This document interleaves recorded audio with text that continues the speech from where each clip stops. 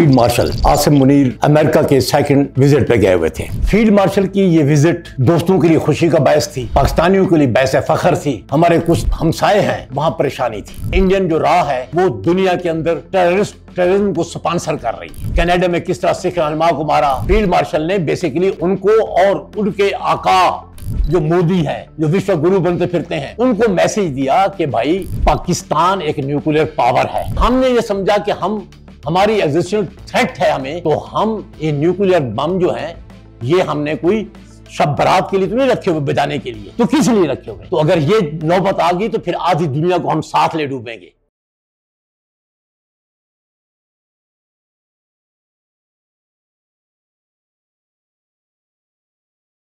चंद दिन पहले पाकिस्तान के चीफ ऑफ आर्मी स्टाफ और field marshal Asim Munir America के सेकंड विजिट पे गए हुए थे। सेकंड विजिट इसलिए कह रहा हूं मैं कि 1.5 महीने में उसकी दूसरी विजिट थी। दूसरी दफा इनवाइट किया गया था उसको मिलिट्री हायर कमांड ने।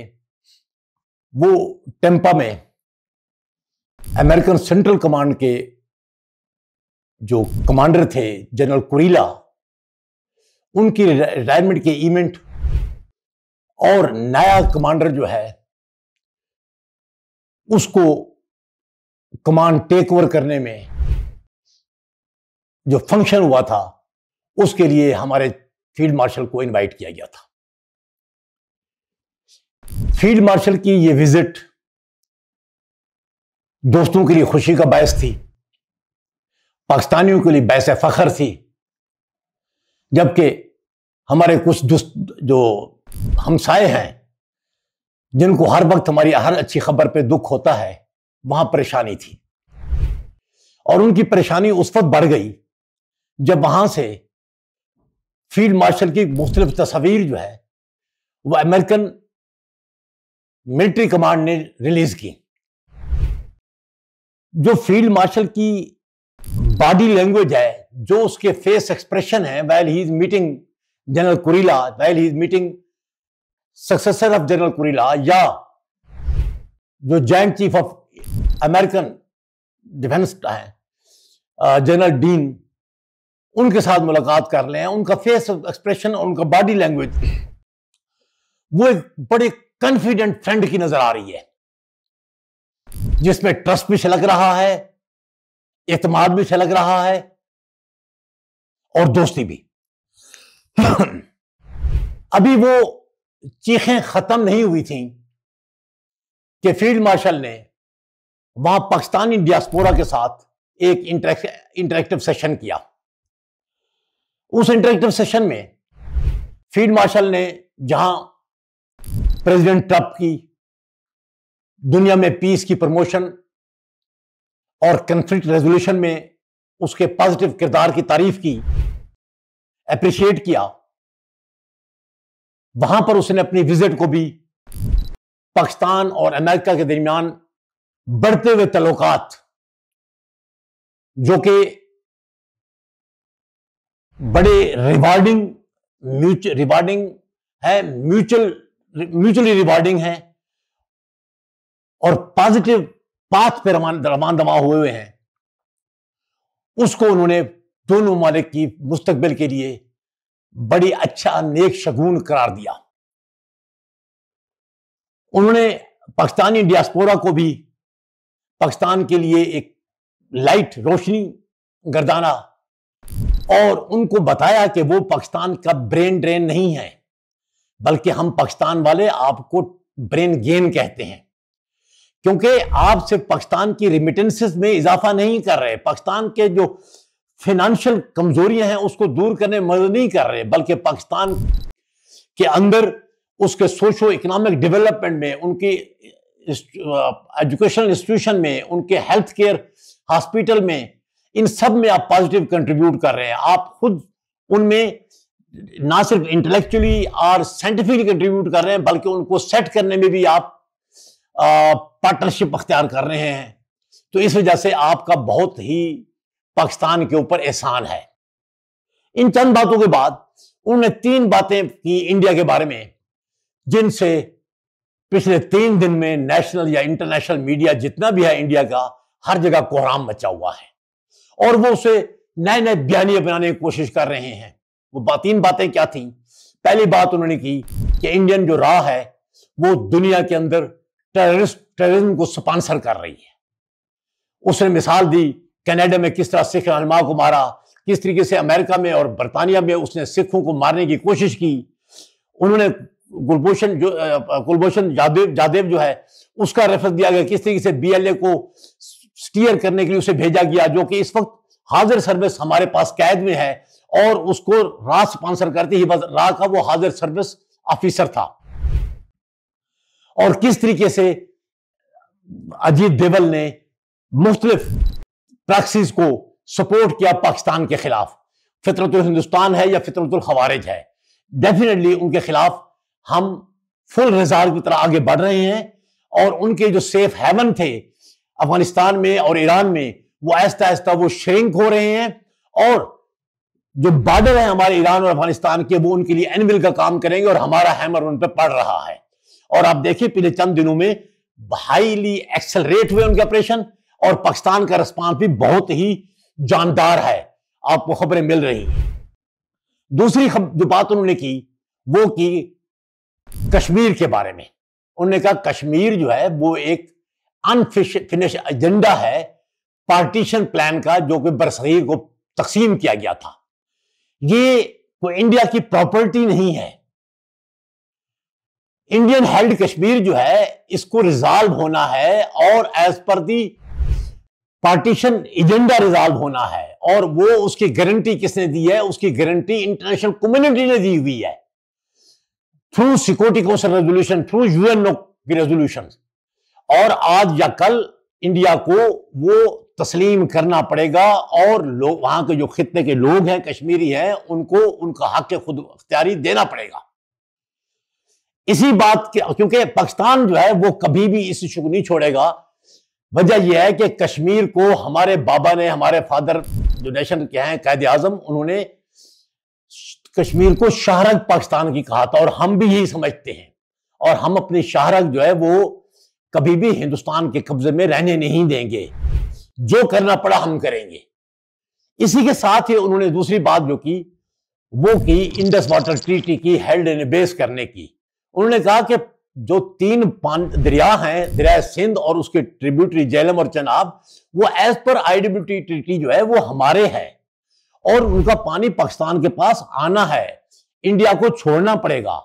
अगर नहीं छोड़ेगा तो वो लॉ की, इंटरनेशनल लॉ की वायलेशन नहीं होगी सिर्फ, बल्कि इंटरनेशनल कोर्ट जो है आर्बिट्रेशन कोर्ट जिसने परसों डिसीजन दिया है उसकी वायलेशन होगी, सिक्योरिटी काउंसिल की वायलेशन होगी, वर्ल्ड बैंक गारंटर की डिफेंस होगी। तो हम तो मौका दे रहे हैं कि international community as per the international law इसको इंप्लीमेंट कराए और आईडब्ल्यूटी को दोबारा एग्जीक्यूट कराए, एक्टिव कराए और पाकिस्तान के हिस्से का पानी पाकिस्तान पहुंचे। उन्होंने साथ कहा कि अगर इन्होंने ना किया तो हम चुप करके बैठे हुए हैं, लेकिन हम खामोश हैं। ये नहीं है कि हम विजिलेंट नहीं हैं। जैसे ही ये उस पर डैम मुकम्मल करेंगे तो हम मिसाइल मार के तबाह कर देंगे। हमारे पास ये एबिलिटी है और कुछ शक होना भी नहीं चाहिए, क्योंकि हमने 10 मई को S-400 जो दुनिया जहान के जहाजों को और दुनिया जहान के मिसाइलों को तबाह करने का निजाम है, हमने अपने मिसाइलों की एक्यूरेसी से उसे तबाह कर दिया था। तो ये डैम क्या चीज है और पाकिस्तान साबित कर चुका है। इसलिए इंडिया जो है वो फील्ड मार्शल की बातों को सीरियस ले। तीसरी बात जो उन्होंने की, जिस पे बहुत तूफान मचा हुआ है हर जगह पर, उसको वो नेगेटिव मानी दे रहे हैं, वो थी फील्ड मार्शल ने कहा कि अगर वो कहा क्यों, बेसिकली चंद दिन पहले इंडियन आर्मी चीफ ने कहा कि पाकिस्तान और हिंदुस्तान की जंग बड़ी करीब आ रही है, यानी कि हम तैयार हैं ऑपरेशन रिज्यूम करने के लिए। और साथ ही दूसरा बयान आया इंडियन नेवल चीफ का, उसने कहा कि कराची हमारा टारगेट होगा और हम बहुत जल्दी डिलीवर करेंगे हिंदुस्तान के लिए पाकिस्तान के खिलाफ।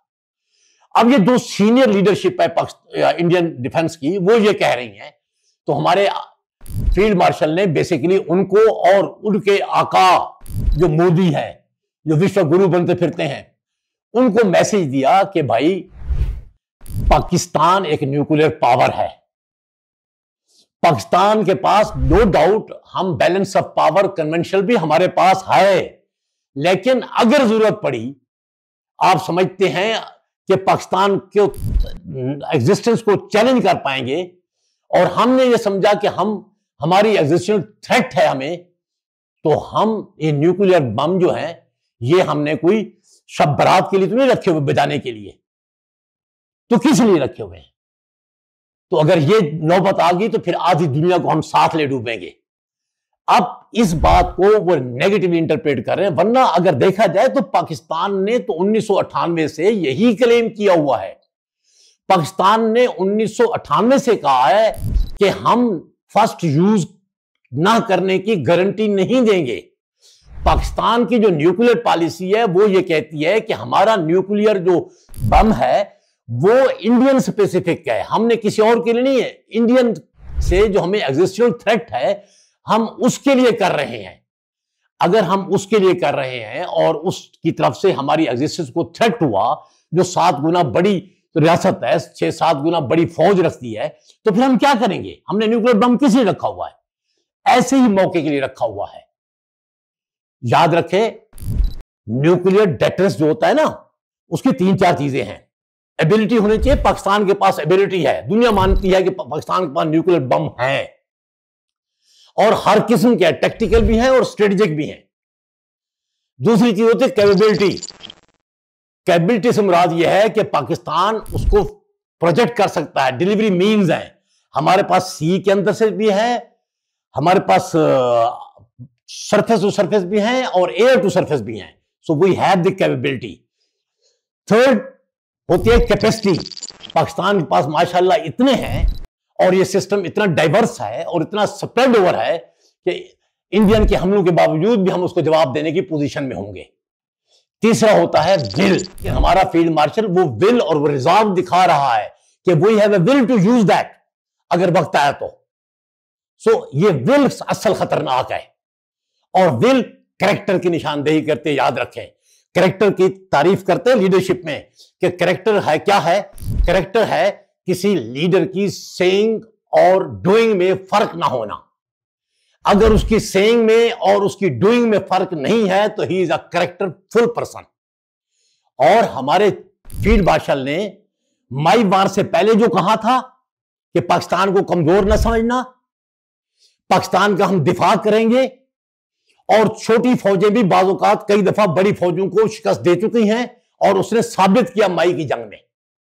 और आज जो वो कह रहा है कि हमारी विल है, कैपेसिटी भी है, और हमारी अगर एग्जिस्टेंस को थ्रेट हुआ तो फिर हम रुकेंगे नहीं।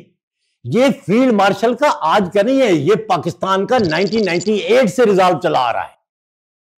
तो मैं